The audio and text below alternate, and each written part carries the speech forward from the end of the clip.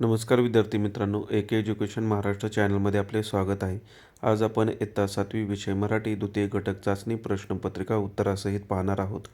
ही प्रश्नपत्रिका 20 गुणांसाठी आहे. वेळ 1 तास आहे. प्रश्न क्रमांक पहिला, खालील उतारा वाच व प्रश्नांची उत्तरे लिहा.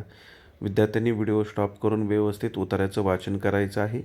त्यावर आधारित विचारलेले प्रश्नांची उत्तरे लिहून दिलेली आहेत. शेख महम्मदचा स्वभाव कसा होता? शेख महम्मदचा स्वभाव संकोची होता. 2. खालील आकृती पूर्ण करा. शेख महम्मदचे दुकान विक्री व्हायची याच्याजवळ होते. उत्तर लिहायचं आहे. वह्यांची किरकोळ विक्री होत असे. ऑफिसच्या जवळ होत असे. लेखिका वह्या विकत घेत. या महिन्यात जून महिन्यात. वाटप येथे करत. झोपडपट्टीतील शाळकरी मुलांमध्ये. उत्तराचं वाचन केल्यानंतर ही उत्तरे मिळतात, त्यामुळे व्यवस्थित उत्तराचं वाचन करा. यानंतर पुढील प्रश्न पहा. प्रश्न क्रमांक 2, खालील कविता वाचून प्रश्नांची उत्तरे लिहा. 5 गुण. कवी कुसुमाग्रज यांचे पूर्ण नाव लिहा. उत्तर विष्णू वामन शिरवाडकर. दुसरा प्रश्न, कवींनी असे का म्हटले असावे असे तुम्हाला वाटते? जळाव वास्तव संसारातून उठून या जाशी.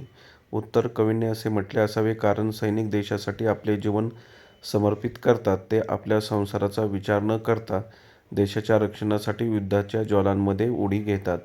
तिसरा प्रश्न, पुढील शब्दांचा तुम्हाला समजलेला अर्थ लिहा.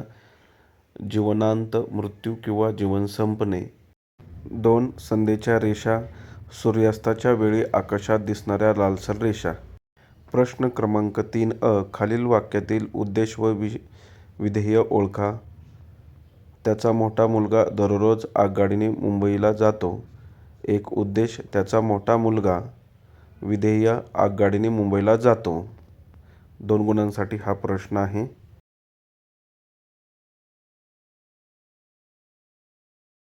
यानंतर यापुढील आपण प्रश्न पाहणार आहोत.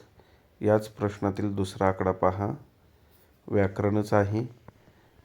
खालील केवलप्रयोगी अव्ययाचा उपयोग करून वाक्य लिहा. 2 गुण. बापरे. बापरे केवढा मोठा साप.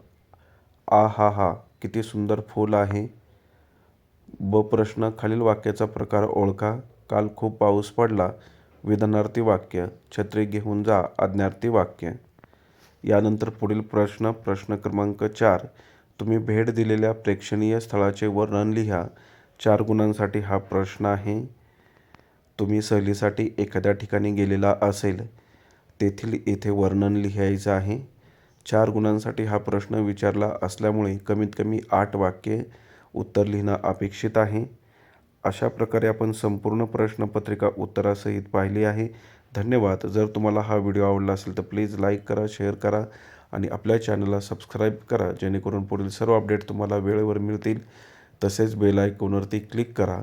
इतर विषयांच्या प्रश्नपत्रिका हव्या असतील तर आपल्या चॅनलच्या प्लेलिस्टमध्ये द्वितीय घटक चाचणी किंवा आकारिक चाचणी क्रमांक 2 या ऑप्शनमध्ये सर्व प्रश्नपत्रिका उत्तरासहित दिलेल्या आहेत.